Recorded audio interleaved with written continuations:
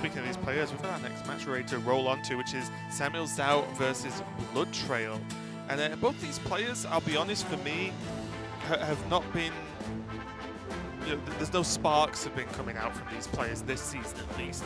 I've not seen anything mind-blowing. I've not seen anything hyper-terrible. Yep. I think they're just chugging along. And I think, unfortunately for them, I don't think chugging along is necessarily going to cut it, but there's still plenty of time.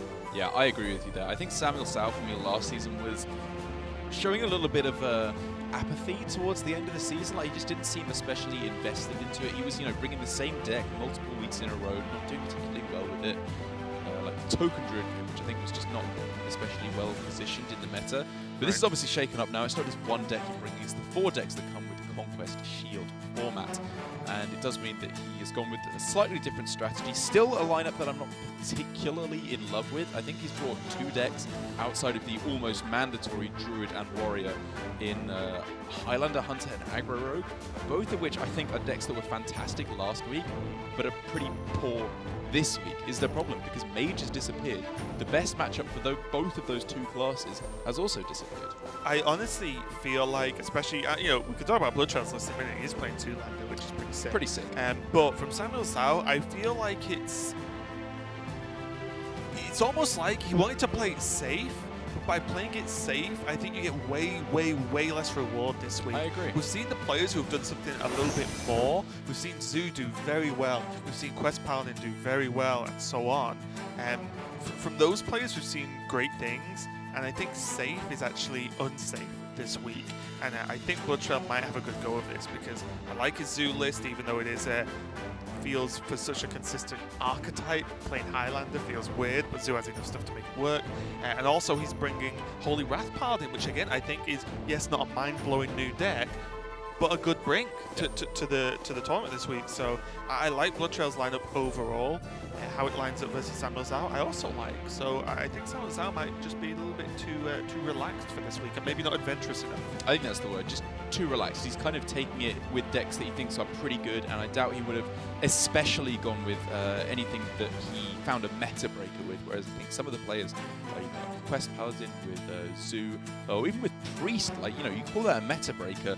Obviously, it's changed since before the nerfs, but it's incredibly lowly represented here in Asia Pacific. The only 2 players who brought it were Alutimu and Glory, who had identical lineups anyway. So it's almost like one player brought it anyway, just because they both agreed together and it's one lineup. And again, it's something we spoke about yesterday and touched on a little bit, is Asia Pacific is probably the most different region out of all 3 that we cast across GM. Because if Hunter Ace says a deck is sweet, everyone in Europe and most in America just instant play it. Yep. If Orange says a deck is sweet, everyone in Europe plays it. Yep. So on. If Fino, so you could carry on the list.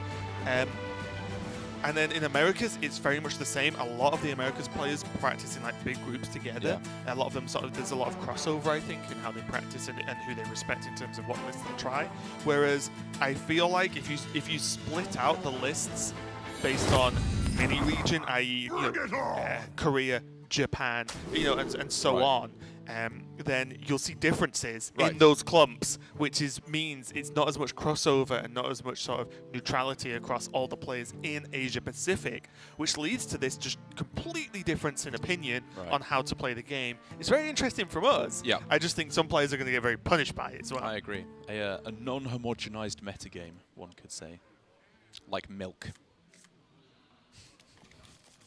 I'm not quite sure I understand that joke. Homogenized means it's like the same all over. Right. Like, how they do with milk, so the fat doesn't all stay at the top. You can have homogenized milk, which means it's the same all over. Right. And it's the same with the European and America's metagame is more homogenized because it's the same all over. Oh, okay. That was one for you dairy lovers out there. Shout out to my boys. Yeah. Yeah. I was going to make another joke then, but I thought it's gone a bit far now. Yeah, exactly. But anyway, moving on. Don't speak dairy. I don't not either. No strong feelings for it. Moving on.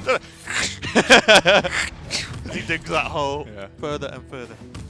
Anyway, yes, you guessed it. It's a warrior mirror. It is a warrior mirror. No aggro warriors here. This is the control warrior on one side and the bomb warrior on the other side. which is kind of cool to see. We have seen vastly majority control warriors, but I know you're personally a bit more of a fan of the bomb warrior. Yeah, I just feel... I think it might be the way I enjoy playing the game, but I feel like it's a deck that has the powerful removal of warrior, but has active traits to it as well. And I know you can play control warrior on curve, but it is nowhere near as good as bomb warrior on curve. So I don't know. I think bomb warrior is a little bit better, and I think the boom turn, as in Dr. Boom, Blastmaster Boom, is very, very powerful right now, because I think that turn, no decks really deal with at the moment. There's no like, oh, he played Boom, it's okay, I'll do this. It's like, well, no, there's no oh good no, answer. he played Boom, I'm going to take 1,000,000 damage somehow. And even just the extent of like, I feel like the game's in a weird spot where big minions don't really get answered as much anymore. Remember when everyone's playing like BGH and stuff? Like, it just doesn't work anymore, and just even the 7/7 lives quite often. Yeah, a lot of the decks are getting a lot less reactive.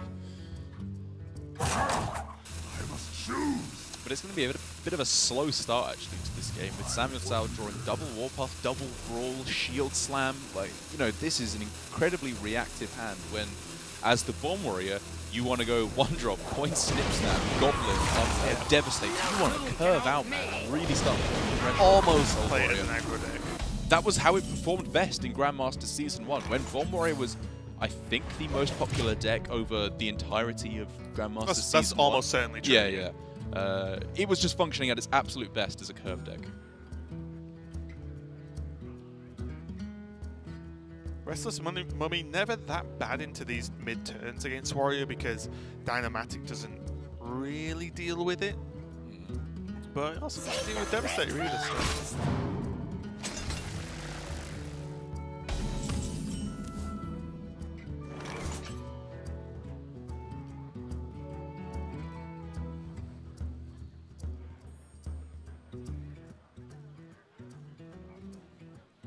Bloodtrail does have the one weapons project, so has Hearthstone weapons project for later on. Boy, doesn't have is a fantastic turn. Is this just Shield Slam? Are you gonna just take the hit? Okay, I thought you were just gonna take the hit there. I was like, I don't think you can do that, friend. Yeah, I think you can just have it at the moment, because in the way this works, Bloodtrail knows he has Dr. Boom. He does not know that his opponent has it either way. He just has to, I think, he can make a safe assumption that he can play it nice and slow here, and if his opponent doesn't have Dr. Boom, he should be a pretty big advantage, because with double Omega Assembly, as soon as he hits that turn 9 and then 10 of Boom into Omega Assembly, he can start putting on some serious, consistent pressure. Funnily enough here as well, although the opening to the game is slow, I think this is now going to come down to can SamuelTsao can hold me. Sorry, not Sam. Yeah, SamuelTsao, sorry. The thing that keeps confusing me, the Plague in the Bomb Warrior keeps throwing me off, because I normally look at the one Plague of Wrath and think, Control Warrior! Yeah. But yeah, can SamuelTsao like stack bombs to make a big impact and, you know, make his deck work? Maybe. It is a weird list of Bomb Warrior, isn't it? Like double Brawl and a Plague of Wrath in Bomb Warrior. Can hold me. And an Elysiana. Yeah. It was like big overkill. I'd be a fan of, you know, cut the Elysiana, cut the Plague of Wrath, cutting one of the Brawls, sticking in another Town Crier, an Elic, a Frightened Flunky. A Frightened Flunky. Yeah, go. Exactly. Play Just go that nice curve. and curvy.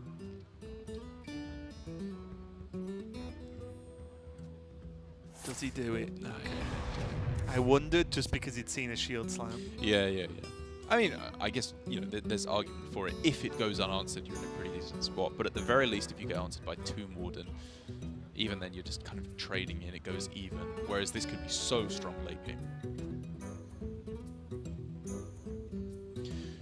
SamuelTsao does need to be careful not to play too passively, because again, with the Omega Assembly in hand, he wants to clear room for that.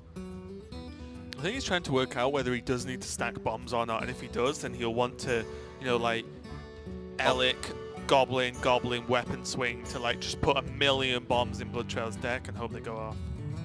If that's the case, maybe he can't really afford to wait. Can't really afford to just throw a Goblin down. Yeah, that's the other thing that he needs to be afraid of, is of course the fact that there is Archivist Elysiana in Bloodtrail's deck, which means if you go for the bombs too late, but not before the deck is empty, then they can always be disappeared or changed over to a new deck. But if you go for them too early and they all happen to be at the bottom, then he can just overwrite it very happily. Or even as well, a lot of the time, just one now and again probably doesn't cut it. Yeah. Whereas you want to just go, you know, like Boom, boom. probably like 4 over 2 turns or something. You know, just however way that works out. I mean, I think try and get like a good chunk of damage. Yeah, I think the main things he's trying to set up, as you said, is number 1, get as many activated with the single Elec in his deck as possible. Like a triple double up with 2 goblins and a swing would be huge. And he, of course, wants to make sure there are bombs in deck for when he goes Blastmaster Boom.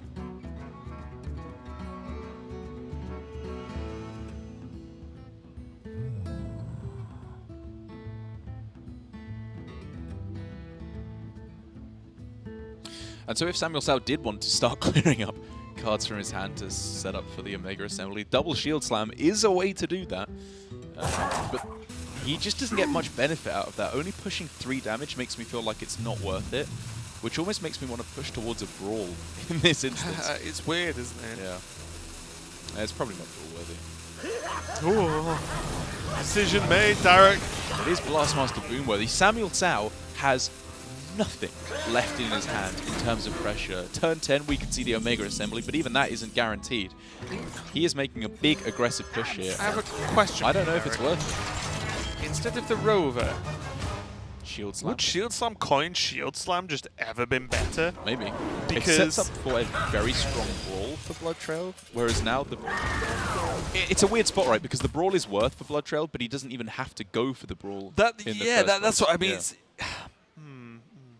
Like, is this a threat enough? Like, Bloodtrail's literally just played Boom and passed because he already had the minions on board. Yeah. And he's fine. He's in like a completely okay spot. This place is scary. I like that Bloodtrail found the time there to go for Dr. Boom as well. I think next turn, you know, being able to play Omega Assembly and even just a Delivery Drone, I guess, as well, it means that he's likely to be able to set up for consistent board clears. That's what I mean. Like, SamuelTsao made an aggressive play and Bloodtrail felt safe enough to boom. Like, that doesn't add up to me in the way you want to approach the game. Whoa. Okay, not bad. It's not bad. It's not Archivist Elysiana, though, which is basically the only one that could have, I would say, not even have won the game on the spot, but put SamuelTsao in a much better position. Yeah.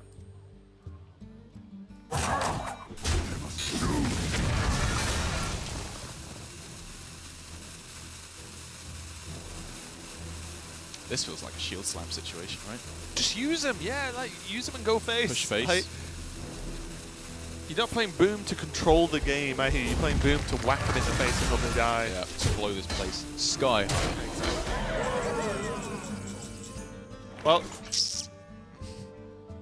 that was fun while it lasted, wasn't it? Nice aggressive push. And this is what happens when you throw double brawl at the start of your deck. It's miserable for SamuelTsao.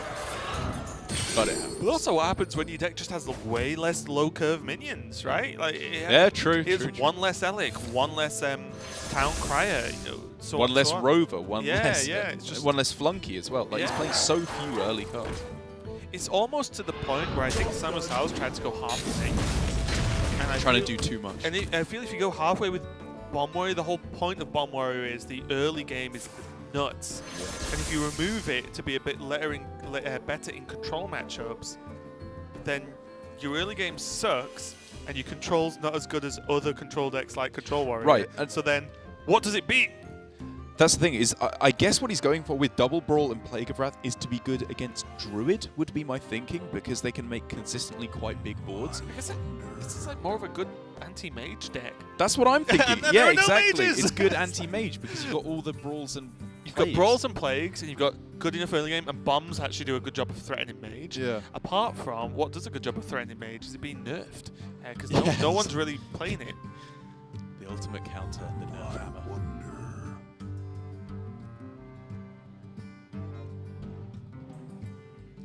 SamuelTsao with the combo, I suppose you could call it, of Security Rover into into the Beryllium Nullifier would be a fantastic way to try and swing things back in his advantage, because we've seen that combo before. No, it's insane. It's nuts. Yeah. It's I would go powerful. for it every single time it's available to. I think it's worth going for something like that, considering how bad of a situation he's in right now.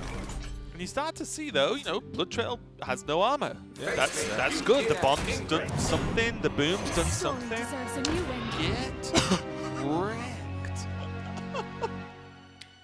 Save the best One of the few times we see reactions from Bloodtrail. I saw a smile there. Normally a very stoic individual. I saw a smile, and that's clipped. That's on Twitch. That's a VOD. This is like every fan of an author's biggest fear, that before they get to write a new ending, they die. Hang in there, George. We need to know. And then just some other person decides to write and finish it. Yeah, exactly. Their kids put it together. It's like, yeah, you know what? Can hold me. Did that? Well, it's Tolkien, right? It was Tolkien. That was it. Yeah, I was trying to because I knew it was a reference to Yeah. a famous author. I just can't remember which one. Yes. Oh, even more wardens. I feel like it is honestly the new Saranite Chain Gang. Not only does it work in the same way, it's also Really? how much longer can this go on? Warden. I don't know. We'll find something else. Forbidden Warden. It just never. It does just never end. SamuelTsao does still have the possibility of, I mean, just sticking the Beryllium Nullifier onto anything Well, puts him in a now, decent spot. honestly, all I see is like Rover Hero Power Pass, and then try to just stick the Beryllium onto it. Where's he passing?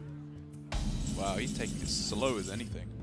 But I guess he knows that his minions are going to be removed, so he's holding everything until Dr. Boom comes so he can rush them. I guess. You've just seen Elysiana bite the dust, and you're playing for the late game now. I'm confused, Derek. I am Now confused. Bloodtrail's the aggro deck. It's like, look at this board. He's just playing Bomb Hunter.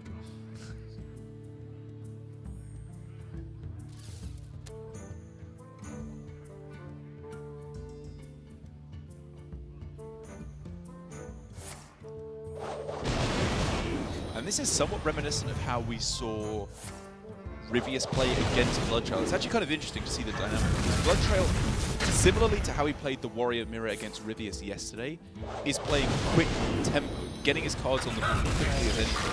Which I think in this instance is valid because he has Dr. Boom, his opponent doesn't. He's seen Elysiana. He wants to push his advantage nice and quick. But against Rivius, he was also doing the same thing. And SamuelTsao is kind of doing the same approach as Rivius, where he's holding everything back. The difference in the dynamic obviously being that in the previous game, both players had Dr. Boom at the same time. In this instance, SamuelTsao obviously doesn't have the suffering for that. Both players also had Elysiana. True. Very true. Excuse me if you heard that. Apologies. Gesundheit. Bitter. Save the best for last. Still working on it.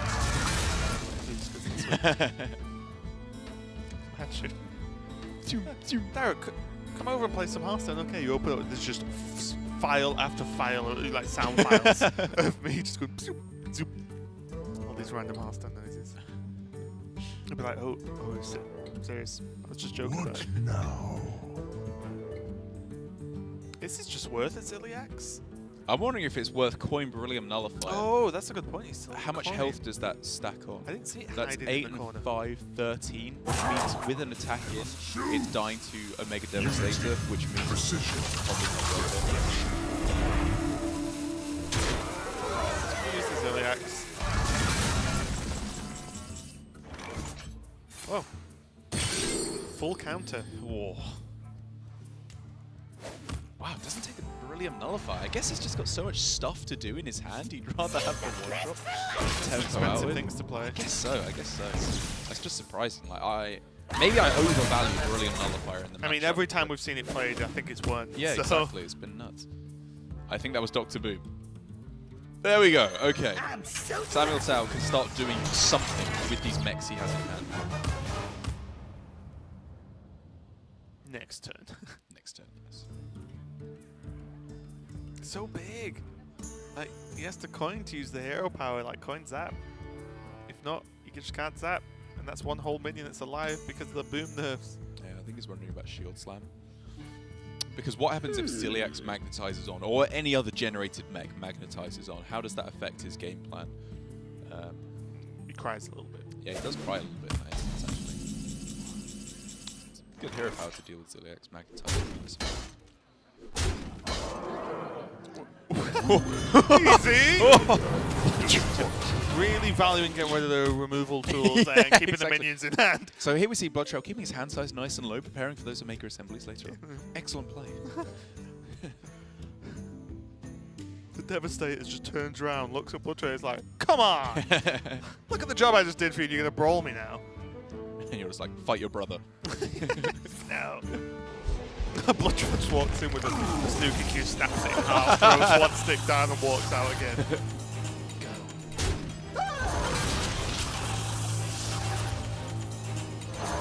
Probably should have said snooker, should I? Yeah, the generic acceptance of billiards cue.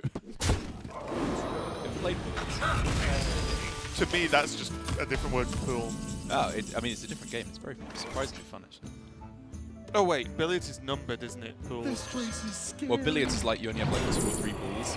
Like 3 balls, and you're trying to do like kind of like trick shots, basically. Oh, is it? Oh, yeah, it's pretty fun. I mean, it's similar. It's still a cue and balls on a pool table. It's more interesting than some of the things I can think of. Like warrior mirror. Unity, precision, I didn't realize how big a snooker table was. They're huge. Obviously, this wasn't a recent discovery for me. Yeah, yeah. I have played both.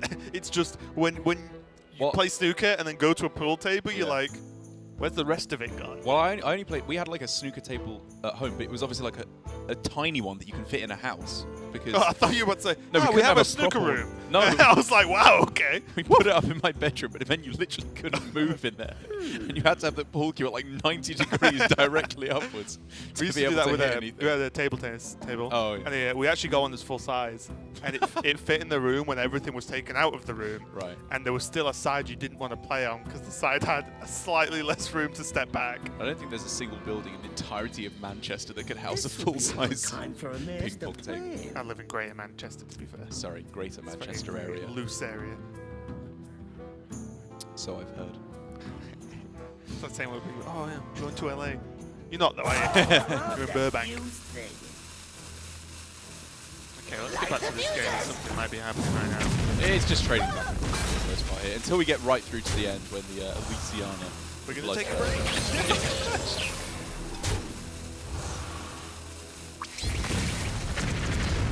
We are getting there though. SamuelTsao only on 6 cards, and let's just remind anyone who may have just tuned in.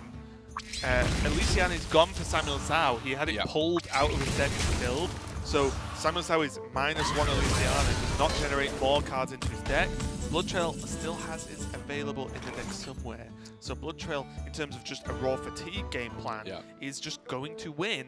So now it's SamuelTsao if he can accelerate the plan to actually steal the game. Yes, because we have to remember, every single bomb card is at the bottom of SamuelTsao's deck. It's like, what, -1. double Wrench Caliber and a Clockwork Goblin is still left in the deck, I think. Which means, you know, he could set up, especially if he finds another Clockwork Goblin here, for a huge amount of bombs to be shuffled into the deck. How he executes that plan afterwards gets very interesting, because now that Bloodtrail has seen the Elysiana being pulled out, he can afford to go for a very liberal use of Elysiana. Even if he has like 5 cards left in deck, if it's like 5 cards and 4 bombs, he just rewrites it. He just doesn't care at that point. Yeah. Because it's just about denying the bomb damage. And you would imagine Bloodtrail is going to take the approach of, I'll take some fatigue first, and then play, you know, drop Elysiana on like 4/5 fatigue, because you're not racing anyone in terms of fatigue. Right. Which he could do normally, but because it's Bomb Warrior, if you leave yourself in a fatigue state, every bomb that SamuelTsao will shuffle in will go off. That's so. the thing. So I imagine Bloodtrail will have that in mind. Because if this was a mirror and you pulled Elysiana, I wouldn't feel in any rush to play my Elysiana, because you can take some fatigue. It doesn't really matter. Yeah. Because you step so far ahead in a fatigue match, it doesn't even, the damage doesn't matter. I think that's exactly the point for Bloodtrail. He just needs to make sure that it's probably not his highest priority, but one thing he wants to try and make happen is that he never has an empty deck. Yes. He wants to always have something in his deck so that he can what about Plague here? not take too much damage from the bomb. Did you just play it? Is it better than Dynamatic Weapons Project and just rush in? I prefer that. I think the Plague could be very good. I'm just thinking, does SamuelTsao ever commit enough to the board to make Plague that much better than killing a Beryllium? Maybe. I think yes. Okay. I think it's reasonable to assume. Like, you have a way to kill this up. Okay. Light the fuses! I like the consideration. Oh, I love that fuse thing. Oh, he's saving the weapons specifically for the range calibers. Ah, true. So yeah. he'd he has rather... Hearthstone Weapon Project for both wrench calibers, Yes. so he only gets 2 bombs. Right. So he would rather Take remove 7. a rep... yeah, exactly. He'd rather take 7 than remove... Minimum and 7. remove a swing. Yeah, minimum 7. Which is an interesting trade-off. It's not This necessarily would be a quite good so time obvious for a master plan. that you'd rather do it one way or the other. It also gets interesting because SamuelTsao needs to bear in mind that he knows there are 2 weapon destruction effects. So if he plays the wrench caliber, swings with it to set up for Elec swing next turn, it might be destroyed. So there's a good chance he'll have to play at least one of the wrench calibers on the same turn as their Elec. Which is fine. Well, yeah, which is fine, Because exactly. he only has 1 goblin. Yes. So he can't double could do goblin that. swing. Yeah. So he's got the mana to go weapon, Elec, goblin swing. Which is the same as if he did it the other way, because he's only got the 1 goblin available. Okay, well, there's the board, and here comes the Plague, I imagine. It's not going to get much cooler than this, is it? Is it? It's tempting. I would definitely look heavily at the Plague Wrath here. It's just too easy, isn't it? Just play, go away, and then just play whatever. You're spacing down a 3-4, who cares? I think it's a very nice turn. And he gets some cards out of his hand as well. He's got plenty of room to maneuver. Is that necessary to throw that down just to die? He knew he was going to get zapped. Well, he knows it's going to die. Like, No, that's true. Hey! Magic neutralized. Yeah, I get it. I was thinking, like, is SamuelTsao using 2 mana to zap a good or bad thing? It's probably good for SamuelTsao, so yeah, away with Bloodtrail. Maybe he just wants it stuff out of his hand. possibly, yeah, he might want to draw with the Harrison as well. As the second Beryllium Nullifier coming down for SamuelTsao. This one looks significantly more juicy. That is at least before the Omega Dilla, which is pretty insane. Even just... Oh man, even just 1 taunt buff in this card is so good. Yeah, 100% agree. It's just a good card because also the stats are just good as well. It's just a 6 mana 4/7. Yes, not mind blowing, but it's taunt, and then it gives you a buff, an active effect the turn it comes down, which is, you know, if you want to be able to judge if a Hearthstone card is generally good, if it does something pretty impactful the turn that you play it, it's normally at least decent. Tough decision here for SamuelTsao because he wants to fit in the hero power, but I guess that's not his biggest priority. Like, I think if he had to choose between getting this minion to swing face or pressing the hero power, he'd probably choose swing face because 7 damage to his opponent is probably more valuable. Which definitely makes me think Wrench Caliber Dynamatic allows him to quite easily, I think, guarantee the 7 damage to go face. Oh, I love that fuse thing. Just wanted to do And again, I think I like this. I was actually talking to Gallon, the Americans GM players, last night after the meeting, just with, you know, as I always appreciate, a bit of a tip, you know, ways that something I might have misanalyzed. He was saying, you know, hero powers are important for the Bomb Warrior mirror, but they're not necessarily always the most important thing, and good opponents will make you miss them. And I think that's what Bloodtrail may have done here in, you know, forcing SamuelTsao to spend all of his mana on something else and therefore missing out on the 7 armor.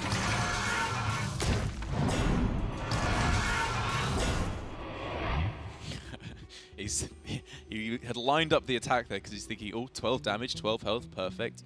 Then he's thinking, wait a second, those microbots just decimate my board. 2 mana kill it buff too. Yeah. But I guess, you know, from his position, it's worth it because it's better than having the magnetization on it, just locking him out of the game. Bloodtrail just outlasts this, that's all. Bloodtrail just wants to outlast SamuelTsao, so he's doing even maybe inefficient plays just to say, nope, you're not going to discover, you know, one here and the Celiac, you know, to then put another thing on this Brilliant that can get a kill. Right, so I think we can both agree we think that that is bottom card for SamuelTsao Clockwork Goblin. Yep. Right. Is he randomly just not playing two? Surely not. Yeah, he's playing two. And I think we've only seen one, which means setting up for Elic, Wrench Caliber plus Clockwork Goblin next turn seems like a reasonable way to try and get the damage through, especially because... Oh, it's interesting, actually, because this couple of turns is super interesting. If Bloodtrail had not gone for Elysiana here, he might have taken too much damage all in a row, which is why we're seeing him go for here the Elysiana, even before most of the bombs have been played, just to make sure he doesn't have an empty deck. Right. And I'm not certain that I agree with it. I honestly just don't know. It's such an interesting point here. Because he could have saved it. There was still one card left in his deck. Did he know that was a bomb? Well, he'll have deck tracker, right? So he'll know whether that was a bomb or not. If the last card in his deck was a bomb, I can understand why he'd go for it. Because otherwise, he knows that he's going to tank 5 bombs one after the other. Right. Whereas this way, he's thinking he can probably win the game before he even sees most of the bombs. Yeah, if he gets 1 to 2, Reactor core. whatever. online. Is you Doesn't just don't matter. want to take like 25 to 30 damage in one turn. And also, he just needs to be able to survive the onslaught. Because of Bloodtrail's method of playing, of very, very liberal with his resources. He does not try and get maximum value out of his cards. He just tries to throw them onto the board. SamuelTsao is left with a pretty stacked hand compared to what you would usually expect at this point in the game. Definitely been a weird game, as most of these Warrior Bears are.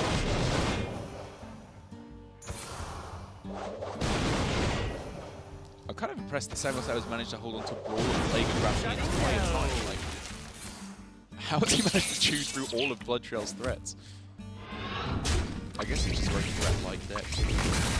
Yeah, and remember there's like more, SamuelTsao has more stuff to actually play. He's not playing much though. Like, he's not playing 2 Mordants, he's not playing our Megadillo. He doesn't have that much more stuff to play. I'd argue he maybe even has less. It's just the bombs that work nicely for him. Interesting one actually. Explodinator just isn't that bad. Not that bad. I reckon it's probably still snips down.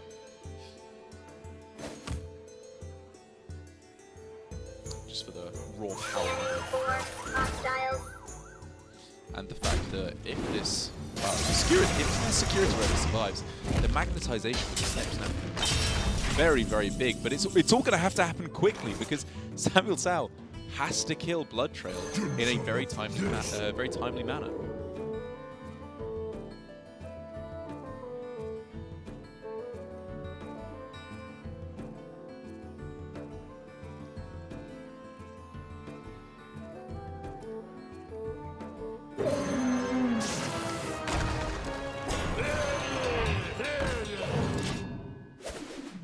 Bloodtrail, I think, can expect to see maximum 4 more bombs because double activation on both the bomb cards in hand and then Harrison to take out the Clockwork Goblin. But what SamuelTsao can try and do is get himself in such a dominant position on board that playing Harrison would just be dying. And also Harrison draws a card which can draw bombs, which can make it worse. So it's a little bit trickier.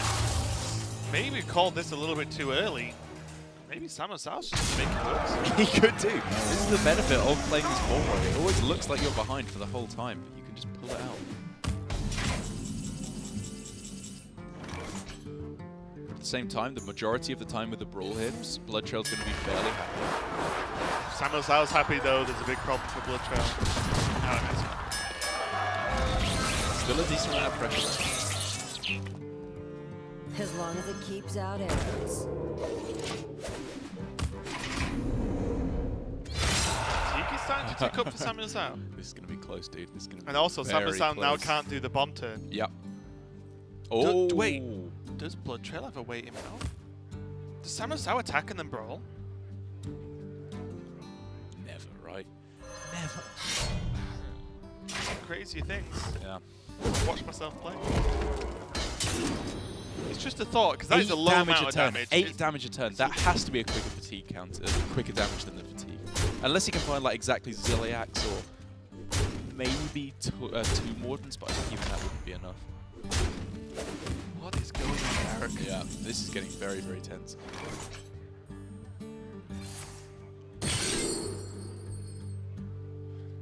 Warden's not bad. Nice defensive capabilities. Also allows SamuelTsao to shuffle many bombs. It does. As many bombs as cards are in Bloodtrail's deck.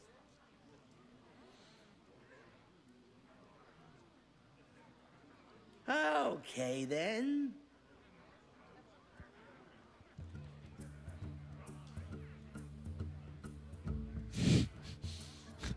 Like Bloodtrail, you know, if he goes for what? If he went for the 2 Warden this turn, he wouldn't have been able to destroy the weapon. Yeah. So this goes for the hardest for the rush. Wow, okay. That is the card I was thinking of the least. Yeah, he just wanted to play everything, That didn't he? fuse thing. If he went for any other choice, he couldn't play another minion this turn. And I guess this way he's allowed to take the overkill and gain more armor. Is that really worth though to not have 2 Warden? What, to kill the weapon? Yeah. Well, no, because he could still have played just Harrison not and played, Hedge Clan right. Sneak this turn. Of course, he takes more damage immediately, but he has a Tomb Warden then. That's so much taunt. Well, Interesting. 4 Man. bombs. Again, so interesting. And he can push. How many can he push if he shuffles 4? Maybe just zaps instead. Okay, yeah, plague. then. Yeah. That plague tech. I like the attack first. That was good. Bit scary then. Plague's actually pretty sick. Just plague hero powers this turn, then shuffles next turn. And then crosses his fingers because that's his deck play. That's his deck play. That's it. It's either good enough or it's not. I mean, you may as well, right? It doesn't get better. Trade, plague, trade. Face. I like the look of that personally.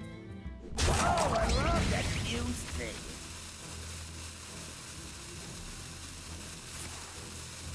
Yeah, especially the fact that he's trading away one of his weapons here is not even bad. Yeah, it's Just just frees up board space. We trade 2. I wonder if he ever just pushes space with all of these. Like, allow Bloodtrail to trade. He's the aggressor. Though. He's got Magnetize available with the hero power. Like, he's got 1 rules that can be magnetized onto. This one can go face. This place is I guess so. I don't think SamuelTsao really bad. Oh! Conjured Mirage. Anti-fatigue. Back in the real world, Ziliax is insane. Unity. Plunging into Ziliax. What? Oh, SamuelTsao What? cannot believe it. The absolute That nightmare Ziliax scenario. literally knocked him down in his chair. He just slid down a bit further. That may have just won the game. Yeah, I think so. I mean, he may have been winning without them. SamuelTsao is taking a lot of damage now. Well, Sammy. Alec double Make the goblin play. trade. Yep. Yeah. I mean, I think he was trying as much as possible to delay it until cards. I don't think he can anymore. No. This is Made his it play. play. 4 bombs in a row. I mean, I think there's 5 bombs in the deck, so 5 bombs in a row. I think even then would not get the job. Not with Blast Shield. Well. Oh. 1. 2. 2. Okay. Yeah, Blast Shield, Scavenger. Light the fuses. Oh, nice. Oh, yeah. And that's probably going to be game. It was a long one. Yeah, I There think was SamuelTsao a, just dies. Oh man, that Ziliax was nuts! There was a long-term plan. It did not pay off due to the fickle nature of Dr. Boom and his discovers. And SamuelTsao with only a shield block, a brawl, and the disintegrated parts of a dream. He's going to lose this game. A novel by SamuelTsao. A brawl, a shield slam, and a disintegrated dream. It's just a trilogy, isn't it? Brawl, shield slam, and then the last one's like disintegrated dream. And like, wow, did SamuelTsao's kids finish this series? Brawl just trying to find any kind of value whatsoever, even quote unquote loses the brawls, I guess, by not being able to kill off the minions that's left over. 4. There's 1 more. Yeah. Still not good enough though.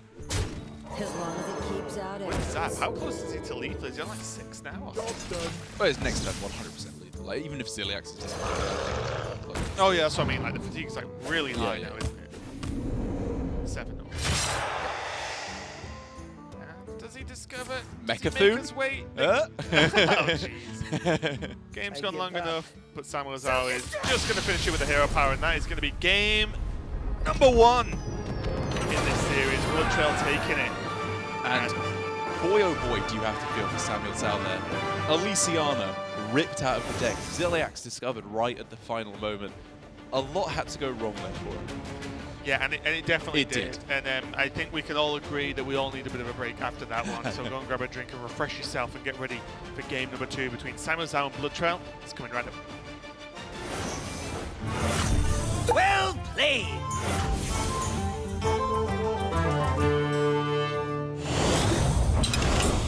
What's up, Hearthstone fans? It's TJ Sanders. Welcome to another episode of Well Played. If you've watched competitive Hearthstone in the past, chances are you've heard the casters say something like this. Is nothing. Ooh, this is weird. The game turns around this turn. But why didn't we play? I guess he wants to. Okay, so I understand what Casey's doing. Conceal here. information. Exactly. At first glance, what you do and don't know in a game of Hearthstone appears to be pretty straightforward. Both players can see everything that happens on the board, and when you see your opponent's class, you can get a good idea of what cards they might have in deck. Information is everything in the tavern. The most valuable information? What's in your opponent's hand. And yet, players of all levels can be prone to certain bad habits that unnecessarily give away that precious info. I will hunt you. I will hunt you down. Bad habit number 1, hovering. Whenever you mouse over a card in hand, your opponent can see this as a red outline around the card.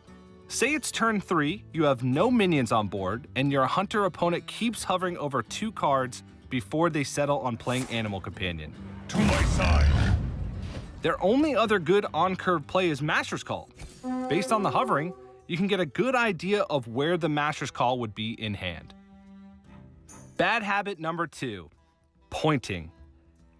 Whenever you target minions on board with effects from hand, your opponent will see a red arrow indicating your intended target, even if you don't end up casting the card.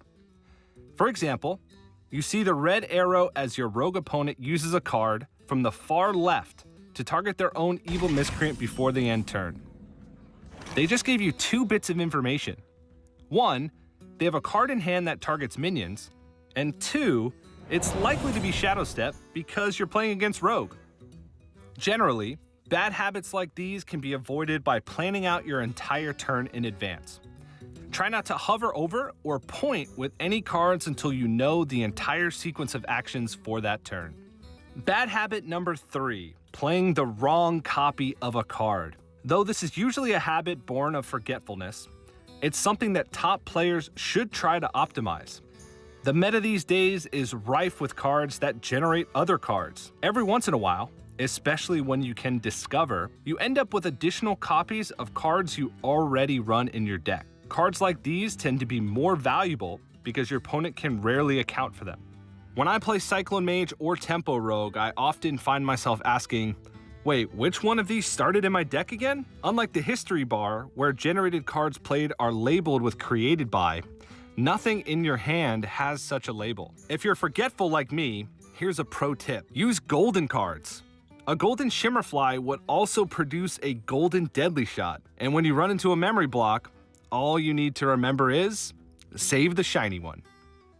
Bad habits can be hard to break, but if you consciously remind yourself of these simple solutions, you'll be reading hands like a Grandmaster in no time.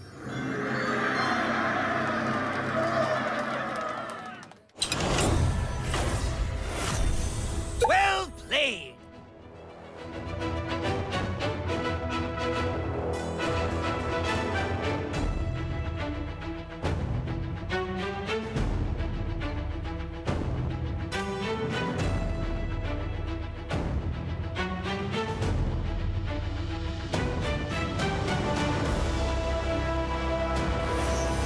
We're back and we've got another Warrior game for you guys. It's going to be SamuelTsao on the Warrior once again, but Bloodtrail is going to be playing the Zoolander deck, which I'm excited to actually see played in GM. I've seen it played by a few, players on stream. Yeah. Just outside of competitive play, and I just want to see what this deck can do because I've dabbled in it a little bit. Because I had the usual query of why make a Highlander deck that's aggressive when you can be more aggressive with 2 ops. Yeah.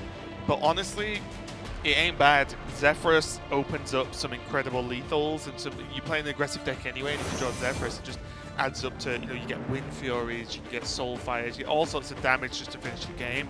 And also, I feel like right now, there's enough just early minions that you can make up for the lack of duplicates by just shoving just more and more minions into them. Yeah, I'm honestly not sure if it's the best way to go in the current metagame, because I feel like up against Druid specifically, which is one of the biggest matchups in the meta at the moment, you want to be consistently as aggressive as possible. And Zephyrus feels to me like it doesn't have quite so many of those cheat cards you can get that just win the game on the spot. Because, for example, if you're in the mirror and you play Zephyrus and you get Sack Packed, you basically win the vast majority of the time. It's just too much tempo. If you're against a Murloc deck and you get Hungry Crab, you basically just win.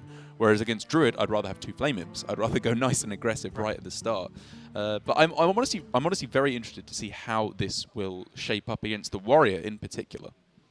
Yeah, and there's just an example of, Beaming Sidekick, not necessarily a card you'd fit into regular Zoo, but there's enough 1-drops that it's definitely good enough to be played. It's just maybe not good enough to fit in the 2-off version. Yeah, and I mean, honestly, I would argue there are enough 1-drops to not keep Beaming Sidekick in the mulligan. I think it's bad enough on turn 1 to just get rid of it, because it's not only like you only want 1-drops. You don't have to have a 1-drop against the Warrior to pull ahead. I would much rather look for Zephyrus. It's the reason why you're playing the Highlander version of the deck instead. Or just any of the, I don't know, the meaty cards early on. Like Flame Imp, one of the better 1-drops, Fairy Dragon, Nefeset Thrasher, Zephyrus, one of the eggs. Like, yeah, I was going to say, even an egg isn't that bad. I don't like this keep of the Beaming Sidekick. Yeah. I think this is something that players do a lot with Zoo, which is worth talking about, is that they see a curve and they say, good enough. Or they see a 1-drop, they say, this is good enough. When, if I'm playing anything other than like Flame Imp or Evil Genius, or I guess Zephyrus in this version at the start of the game, I'm sad. I want to get going with the best cards early on, not the good enough cards. This is the reason you play Zoo, is that you pretty much always have a good curve. It's the point of the deck. Look at this as well. The double Ethereal Lackey is probably, for once, not the best outcome. I feel like out of all the decks, Zoo benefits the most from, say, Titanic, from the Kobold Lackey, from almost all, not more than Ethereal, but maybe just as much. Like, the plus attack and rush is nice. The plus health is fantastic on certain minions. Plus damage, fantastic. Yeah, you always want more minions, so there's someone in the 2-drop. Fantastic. Yeah, those are some interesting suggestions there. Reform Scheme, probably not that good against Warrior because, you don't want to lock down board control when you have board. You want to represent as much damage as possible when you have board. And Reform Scheme is like mostly just to keep board control against the aggro decks, or to cheat out with Plague of Flames or Darkest Hour. Yeah. Which is sick. I love that deck. I'm still hoping that soon we get some kind of mid-range to late-game Warlock deck. I think it's very close, actually, because Vulture is just a great mid-range card as well as it's an aggro card. Yeah. I think the Legendary just isn't that bad. If you can... Dark Pharaoh. Yeah. Because if you're doing stuff like, if you play Moles and you play Evil Geniuses, then that's already like, what, 6 lackeys? Minimum, and you can do things to generate more. There's the 1-cost Discoverer Lackey, so that's 8 lackeys in the deck that can become 4/4s kind of out of nowhere. I think there's something there. Maybe if we continue to see more and more aggro, Warlock of a slightly mid-range can get there because of cards like Hellfire. Maybe, and Shadowflame might pull it back. I mean, we were pretty much there with Even. That was basically a mid-range deck that just had the ability to cheat out a giant. Well, I mean, people described it as an aggro deck.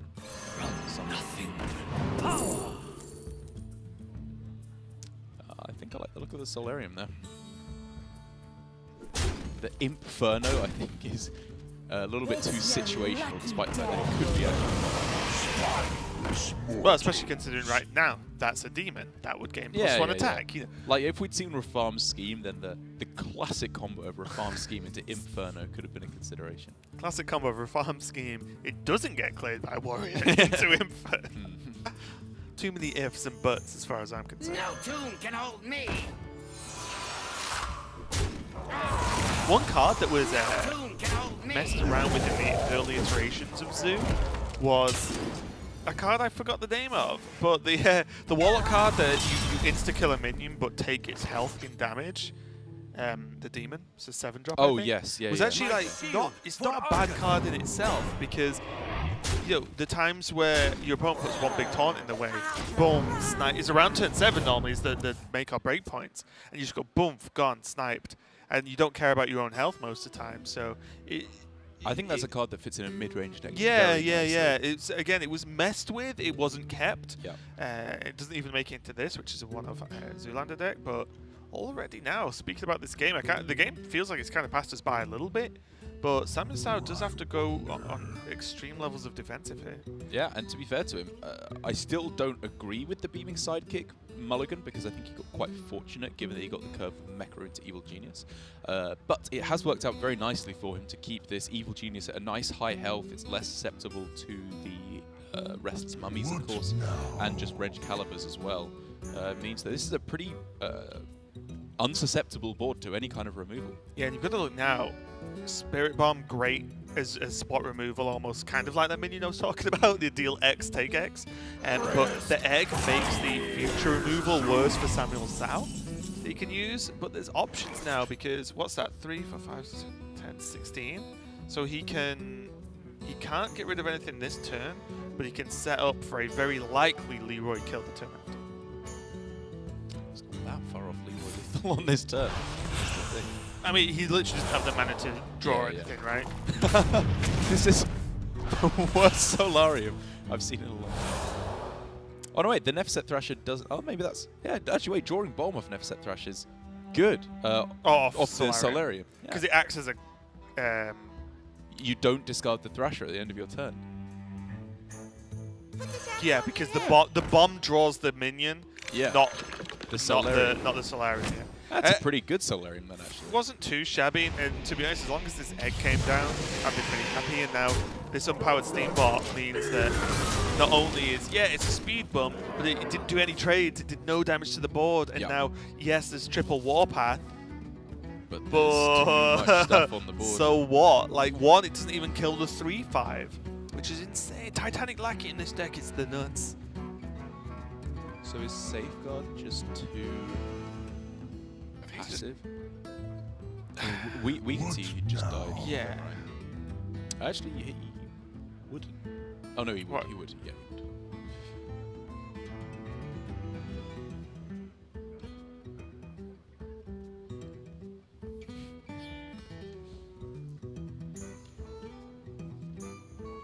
Samuel's like, hey, I'm playing the game. Get out.